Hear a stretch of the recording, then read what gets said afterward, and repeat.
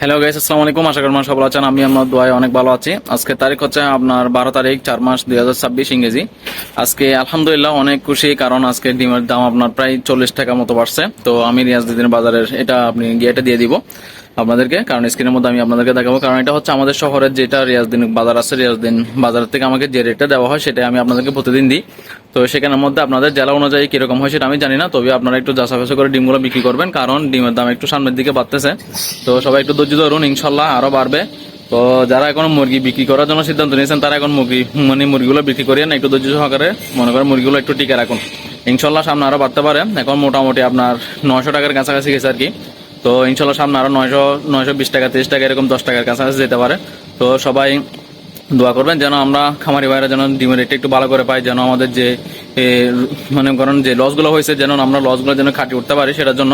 তো সবাই ভিডিওটি ভালো লাগলে লাইক কমেন্ট শেয়ার করবেন। সবাই সুস্থ থাকবেন, ভালো থাকবেন। আসসালামু আলাইকুম রহমতুল্লাহি ওয়া বারাকাতুহু।